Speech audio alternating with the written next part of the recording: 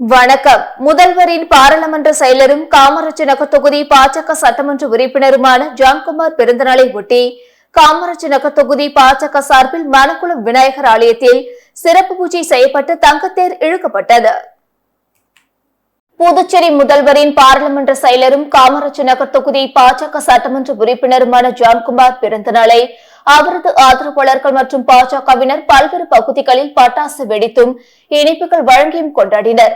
அதன் ஒரு பகுதியாக இன்று மணக்குளம் விநாயகர் ஆலயத்தில் உற்சவருக்கு சிறப்பு பூஜை செய்யப்பட்டு தங்கத்தேர் இழுக்கப்பட்டது.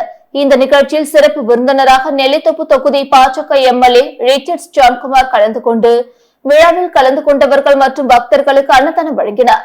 இந்த நிகழ்ச்சியில் பாஜக மாநில நிர்வாகிகள் மற்றும் நெல்லித்தோப்பு மற்றும் காமராஜ் நகர் தொகுதியை சேர்ந்த பாஜக நிர்வாகிகள் திரளாக கலந்து கொண்டனர். முதல்வரின் பாராளுமன்ற செயலர் ஜான்குமார் எம்எல்ஏ பிறந்தநாளை ஒட்டி காமராஜ் நகர் தொகுதி சட்டமன்ற உறுப்பினர் அலுவலகத்தில் அறுசுவை உணவு வழங்கப்பட்டது. புதுச்சேரி முதல்வரின் பாராளுமன்ற செயலரும் காமராஜ் நகர் தொகுதி பாஜக சட்டமன்ற உறுப்பினருமான ஜான்குமார் பிறந்தநாளை அவரது ஆதரவாளர்கள் மற்றும் பாஜகவினர் பல்வேறு பகுதிகளில் பட்டாசு வெடித்தும் இனிப்புகள் மற்றும் அறுசுவை உணவு வழங்கியும் கொண்டாடினர். அதன் ஒரு பகுதியாக புதுச்சேரி காமராஜ் நகர் தொகுதி சட்டமன்ற உறுப்பினர் அலுவலகத்தில் நடைபெற்ற விழாவில் தொழிலதிபர் விஜயராஜ் ஏற்பாட்டின் பேரில் நெல்லித்தோப்பு தொகுதி சட்டமன்ற உறுப்பினர் திரு ரிச்சர்ட்ஸ் ஜான்குமார் அவர்கள் பொதுமக்களுக்கு அறுசுவை உணவு வழங்கினார். இந்நிகழ்ச்சியின் போது தொகுதி தலைவர் கார்த்திகேயன், செந்தில்குமார், சுகுமாரன், அருள்பாபு மற்றும் சட்டமன்ற உறுப்பினர் அலுவலக ஊழியர்கள் சரவணன், கார்த்திக், மோகன், சேட்டா மற்றும் பாஜக மாநில நிர்வாகிகள் மற்றும் நெல்லித்தோப்பு மற்றும் காமராஜ் நகர் தொகுதியை சேர்ந்த பாஜக நிர்வாகிகள் திரளாக உடனிருந்தனர். காரைக்காலில் மக்களை தேடி மாவட்ட ஆட்சியர் திட்டத்தின் கீழ் கிராமப்புற பகுதிகளுக்கு நேரில் சென்ற மாவட்ட ஆட்சியர் மக்களின் குறைகளை கேட்டறிந்தார். காரைக்கால் மாவட்டத்தில் ஆட்சியர் மணிகண்டன் அவர்களின் முயற்சியால் மக்களை தேடி மாவட்ட ஆட்சியர் என்கின்ற திட்டத்தின் மூலம் கிராமப்புற பகுதிகளுக்கு நேரடியாக சென்று பொதுமக்கள் மற்றும் விவசாயிகளின் குறைகளை கேட்டறிந்து நடவடிக்கை எடுத்து வருகிறார். இந்த நிலையில் இதன் ஒரு பகுதியாக இன்று காரைக்கால் அடுத்த நெடுங்காடு கிராமத்தில் உள்ள கொம்யூன் பஞ்சாயத்து அலுவலகத்தில் மக்களை தேடி மாவட்ட ஆட்சியர் திட்ட நிகழ்வு நடைபெற்றது. இதில் கலந்து கொண்ட காரைக்கால் மாவட்ட ஆட்சியர் மணிகண்டன் வருகை தந்திருந்த பொதுமக்கள் மற்றும் விவசாயிகளின் குறைகளை கேட்டறிந்தார். அப்பொழுது பொதுமக்கள் மற்றும் விவசாயிகளின் பல்வேறு கோரிக்கைகளை முன்வைத்தனர். இதற்கு விரைவில் நடவடிக்கை எடுக்கப்படும் என்றும் உறுதியளித்தார். மேலும் இந்த நிகழ்வில் பல்வேறு துறை அரசு அதிகாரிகள் பங்கேற்றனர். புதுச்சேரியில் கூட்டணி தர்மத்தை இதுவரை மீறவில்லை என பாஜக எம்எல்ஏக்களின் புகாருக்கு முதலமைச்சர் ரங்கசாமி பதிலளித்துள்ளார். முதலமைச்சர் ரங்கசாமி தன்னிச்சையாக செயல்படுவதாக கூறி டெல்லியில் உள்ள பாஜக தலைவர்களை புதுச்சேரி பாஜக எம்எல்ஏக்கள் சிலரும் பாஜக ஆதரவு சுயேட்சைகள் சிலரும் புகார் அளித்ததாக கூறப்படுகிறது. குறிப்பாக ஜே.பி. நட்டாவை சந்தித்த அதிருப்தி எம்எல்ஏக்கள் அவரிடம் புகார் கடிதத்தை கொடுத்ததாக தெரிகிறது. இந்த நிலையில் புதுச்சேரி சட்டப்பேரவை வளாகத்தில் இது தொடர்பாக செய்தியாளர்களின் கேள்விக்கு பதிலளித்த முதலமைச்சர் ரங்கசாமி, பாஜக எம்எல்ஏக்கள் கட்சி தலைமையை சந்திப்பது அவர்களது விருப்பம், அவர்களுக்கு தேவையானதை கேட்கிறார்கள் என்றார். தொடர்ந்து கூட்டணி தர்மத்தை முதலமைச்சர் மீறிவிட்டதாக பாஜகவினர் குற்றம் சாட்டி உள்ளார்களே என்ற கேள்விக்கு இதுவரைக்கும் அது மாதிரி தெரியவில்லை என பதிலளித்தார். மேலும் எதிர்க்கட்சிகளுக்கு நெருக்கமாக முதலமைச்சர் செயல்படுவதாக பாஜக கூறியுள்ள குற்றச்சாட்டு குறித்து கேட்டதற்கு, மக்களுக்கான மாநில வளர்ச்சிக்கான திட்டங்களை அரசு செயல்படுத்தும், புதுச்சேரியை சிறந்த மாநிலமாக கொண்டுவர எல்லா திட்டங்களையும் அரசு செயல்படுத்தும் என தெரிவித்தார். அரசு கூட சொல்றது மாதிரி சொல்லியிருக்காங்க. அரசுடைய செயல்பாடுகளை விமர்சிச்சிருக்காங்க. அதாவது பிஜேபி சட்டமன்ற உறுப்பினர்கள்லாம் வந்து அவங்களுடைய கட்சி தலைமையில் சந்திக்க போயிருக்காங்க, சந்திக்கிறாங்க. அதான் அது அவங்களை சந்திக்கிறது அவங்களுக்கு விருப்பம். அது அவங்க தலைமை சந்திக்கிறது பேசுறது அவங்களுக்கு இல்லை. முதலமைச்சர் வந்து கூட்டணி தர்மத்தை மீறிட்டாங்கன்னா ஒரு குற்றச்சாட்டை வைக்கிறாங்க. இது வரைக்கும் அந்த மாதிரி தெரியல. சார், எதிர்கட்சியினுடன் நெருக்கமாக நீங்கள் செயல்படுறீங்க, அவங்களுக்கு எந்த திட்டத்தையும் நீங்கள் செயல்படுத்தலை அப்படின்ற ஒரு குற்றச்சாட்டையும் வச்சிருக்காங்க சார். மக்களுக்கான மாநில வளர்ச்சிக்கான எல்லா திட்டங்களையும் இந்த அரசு செயல்படுத்தும், மாநிலத்தை சிறந்த மாநிலமாக கொண்டு வரும் நடவடிக்கை இந்த அரசு எடுக்கும். இல்லை சார், கூட்டணி கட்சியினருக்கு செய்ய முடியாது, எதிர்கட்சியினருக்கு மட்டும். மாநில தலைவர் செல்வ கணபதி கூட்டணி ஆலோசனை பண்ணீங்க, ஆலோசனை என்ன சொன்னீங்க, அதுக்கு என்ன பதில்? அதை பற்றி அவங்களுக்கு தெரியாது, ஆலோசனை பண்ணல. வாரிய தலைவர் கொடுக்குற ஐடியா கூட்டணி விட்டு வெளியே போகணும். ஏனாமில் பல கோடி மதிப்புள்ள அரசு இடத்தை அதிகாரமிக்க அரசியல் புள்ளியின் ஆதரவாளர் ஆக்கிரமிப்பு செய்துள்ள சம்பவம் பரபரப்பை ஏற்படுத்தியுள்ளது. புதுச்சேரி பிராந்தியமான ஏனாம் கணக்கல் பேட்டா பகுதியில் பல கோடி ரூபாய் மதிப்புள்ள அரசு இடம் உள்ளது. இந்த இடத்தில் கடந்த 1996ஆம் ஆண்டு ஒரு தொழிற்சாலை அமைக்கப்பட்டு செயல்பட்டு வந்தது. புதுச்சேரி அரசு பெப்டிக் மூலம் நிதி உதவி பெற்று செயல்பட்டு வந்த தொழிற்சாலை போதிய வருமானம் இல்லாததால் மூடப்பட்டது. இதனைத் தொடர்ந்து தர வேண்டிய பணத்திற்காக அந்த இடத்தை பெப்டிக் நிர்வாகம் அந்த இடத்தை கைப்பற்றியது. இதற்கு அப்போது அமைச்சராக இருந்த மல்லாடி கிருஷ்ணராவ் எதிர்ப்பு தெரிவித்ததுடன் ஏனாமில் வீடு இல்லாதவர்களுக்கு அப்பகுதியில் பட்டா வழங்க வேண்டும் என வலியுறுத்தியதை தொடர்ந்து அந்த இடத்தை பெப்டிக் நிறுவனம் அரசிடமே ஒப்படைத்தது. ஆட்சி மாற்றம் மற்றும் பல்வேறு காரணமாக அந்த இடம் இன்னும் வீடு இல்லாதவர்களுக்கு ஒதுக்கப்படாத நிலையில் ஏனாமில் அதிகாரமிக்க அரசியல் புள்ளியின் ஆதரவாளர் சதனாலா ரமேஷ் என்பவர் சட்ட விரோதமாக ஜேசிபி மூலம் அந்த இடத்தை இன்று சுத்தம் செய்ததுடன் அந்த நிலத்தை விற்கும் முயற்சியில் ஈடுபட்டதாக கூறப்படுகிறது. இதற்கு அப்பகுதி மக்கள் எதிர்ப்பு தெரிவித்ததை தொடர்ந்து பணிகளை பாதியிலே நிறுத்திவிட்டு ஊழியர்கள் சென்றனர். இதனையடுத்து அப்பகுதி மக்கள் புதுச்சேரி அரசின் டெல்லி சிறப்பு பிரதிநிதி மல்லாடி கிருஷ்ணராவை நேரில் சந்தித்து நடவடிக்கை எடுக்க வேண்டும் என வலியுறுத்தினர். அதன் பேரில் துணை ஆட்சியர் மற்றும் தாசில்தாரை நேரில் சந்தித்து மல்லாடி கிருஷ்ணராவ் தலைமையில் அப்பகுதி மக்கள் புகார் அளித்ததுடன் அந்த நபரை கைது செய்ய வேண்டும் என்றும் இதற்கு பின்னணியில் உள்ளவர்களையும் கைது செய்ய வேண்டும் என வலியுறுத்தினர். வில்லியனூர் காவல் நிலையத்திற்குட்பட்ட பகுதிகளில் திடீர் ஆய்வு மேற்கொண்ட எஸ்பி வம்சித் ரெட்டி குற்ற பின்னணி கொண்டவர்களின் வீடுகளுக்கு சென்று எச்சரிக்கை விடுத்தார். புதுச்சேரி வில்லியனூர் காவல் நிலையத்திற்குட்பட்ட பகுதிகளான கனுவாப்பேட்டை, சாமியார் தோப்பு ஆகிய பகுதிகளில் காவல் கண்காணிப்பாளர் வம்சித் ரெட்டி தலைமையிலான போலீசார் திடீர் சோதனை நடத்தினர். அப்பொழுது பழைய ரவுடி வீடுகள் மற்றும் குற்ற பின்னணி உள்ளவர்களின் வீடுகளுக்கு நேரில் சென்று ஆய்வு செய்து எச்சரிக்கை விடுத்தனர். மேலும் பல்வேறு வழக்குகளில் தொடர்புடைய 3 நபர்களை காவல் நிலையம் அழைத்து சென்று விசாரணை செய்து எச்சரித்து அனுப்பினர். தொடர்ந்து பல்வேறு பகுதிகளில் சுற்றித் திரியும் இளைஞர்களிடம் தீய பழக்கங்களில் ஈடுபட வேண்டாம் என்றும் குற்ற பின்னணி உள்ளவர்களுடன் தொடர்பு வைத்துக் கொள்ளாமல் நல்வழியில் செயல்பட வேண்டுமென எஸ்பி வம்சித் ரெட்டி அறிவுரை வழங்கினார்.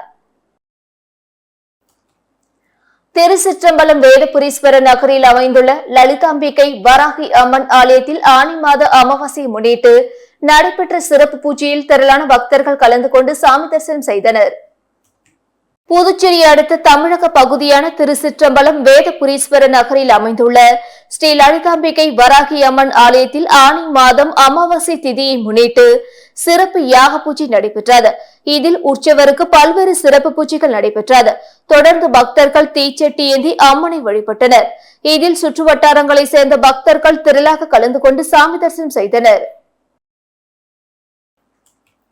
புதுச்சேரியில் ஊழல் இல்லாத ஒரு அரசு துறையை காட்டினால் காலில் விழுந்து மன்னிப்பு கேட்க தயார் என சுயேட்சை எம்எல்ஏ பேசியுள்ளது பரபரப்பை ஏற்படுத்தியுள்ளது.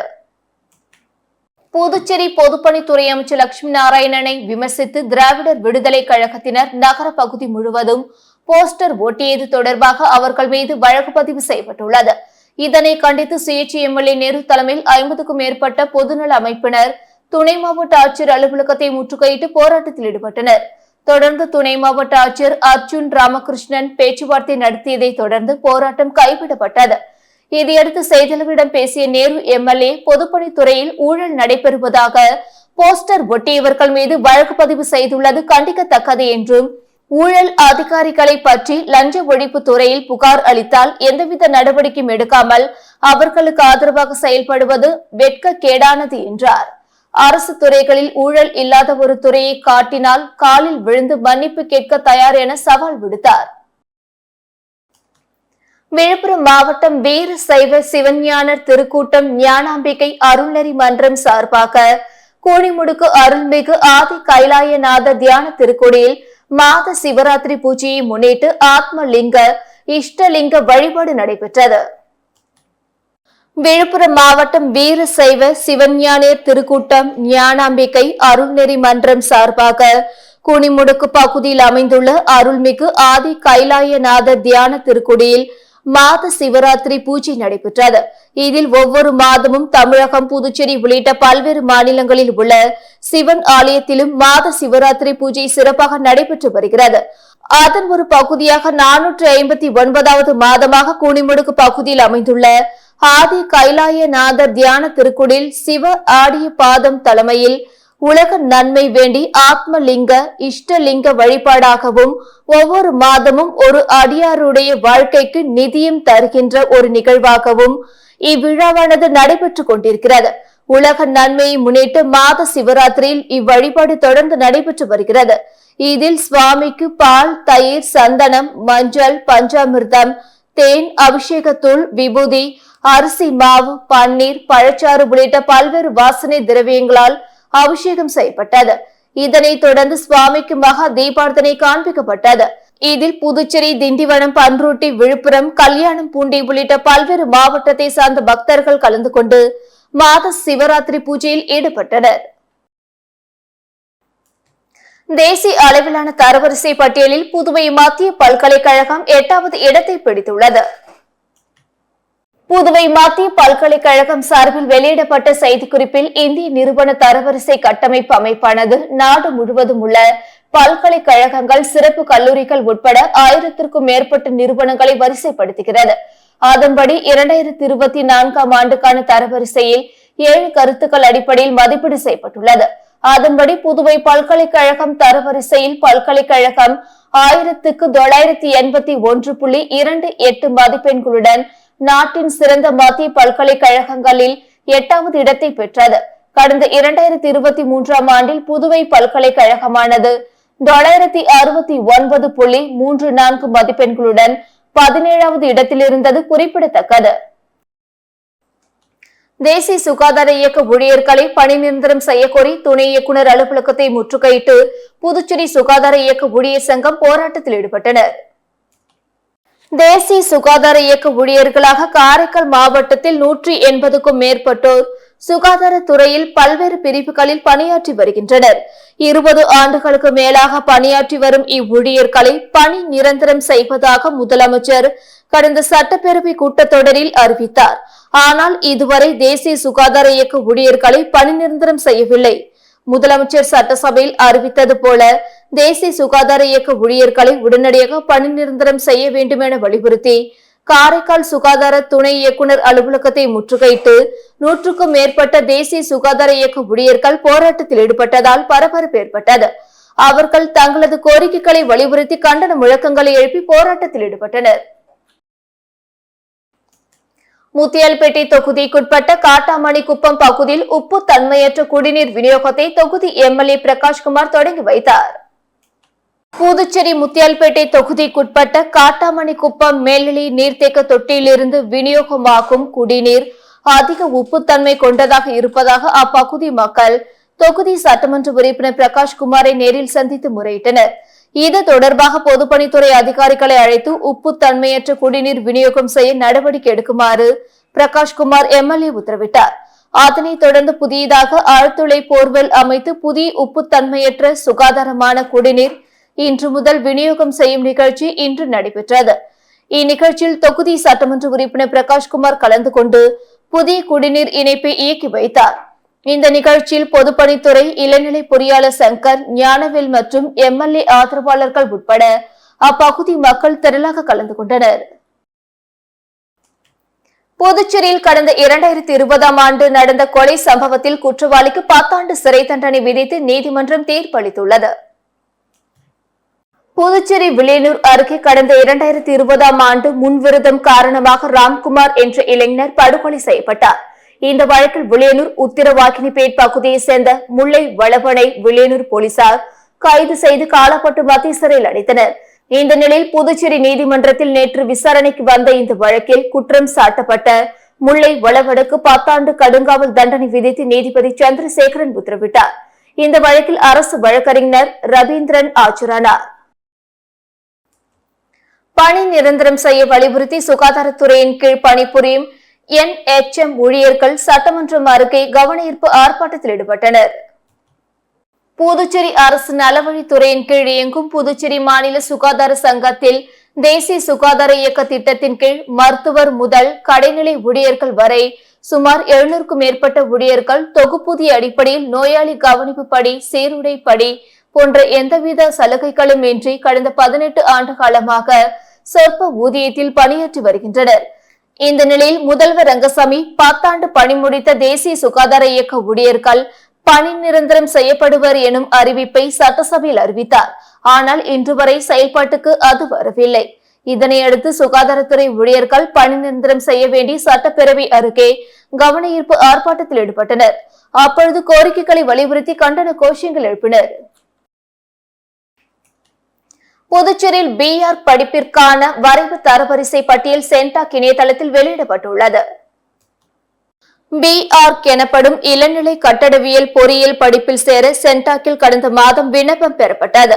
தற்போது அனைத்து விண்ணப்ப பரிசீலனை முடிந்து BArch படிப்பில் சேர்வதற்கான வரைவு தரவரிசை பட்டியல் சென்டாக் இணையதளத்தில் வெளியிடப்பட்டுள்ளது.